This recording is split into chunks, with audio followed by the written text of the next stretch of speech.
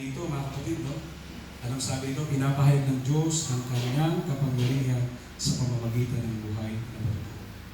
Ang buhay na patotoo ay buhay na nagpapakita ng kapangyarihan at gawa ng Diyos sa atin.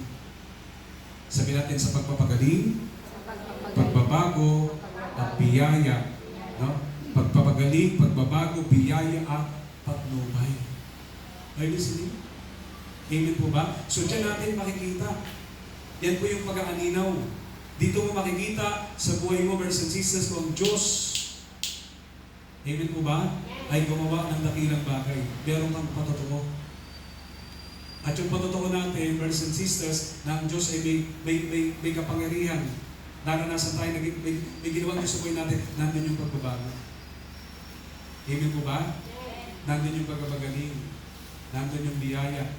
At yung patnubay. Yung buhay na dating walang direksyon, yung buhay na dating madilim, yan ay nasa liwanag.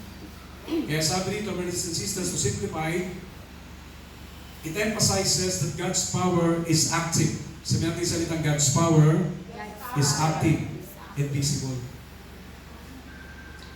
And visible through obedience and faithful living and through obedience and faithful living and not just abstract knowledge. So sa ganito natin sa ilagay, ipinapakita nito na ang kapangyarihan ng Diyos ay aktibo at nakikita. Listening? Yan yung kapangyarihan ng Diyos, hindi ito ilusyon. Amin po ba? Hindi ito baka sakali, sapagkat sa Diyos may katiyakan.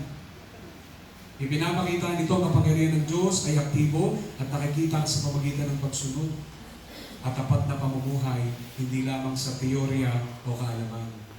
Ang pananampalataya, hindi lang puro pakinig. Ang sabi ng Bible, brothers and sisters, ang mga taong tunay na pinagpapala ng Diyos at nakararanas ng himala ng Diyos at kanyang kapangyarihan ay yung mga taong walang sawang nakikinig at nagsasabuhay ng salita ng Diyos.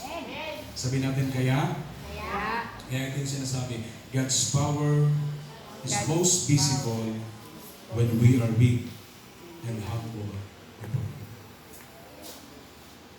Ito yung nangyari sa lalaking bulag since birth. Ang kapangyarihan ng Diyos ay pinaka nakikita. Sabi natin, ang kapangyarihan ng Diyos ay pinaka nakikita kapag tayo ay mahina at mapagpakumbaba sa Kanya. Marahil itong lalaking ito, wala na siyang pag-asa. Pero dahil nang marinig niya si Jesus, at nung nagpakilala si Jesus sa kanya, nanalig siya. Kaya naranasan niya yung kapangyarihan ng Diyos sa pamamagitan ni Jesus sa buhay. Sapagkat ang Diyos ay sumasama sa mahina at sa mga taong lagi.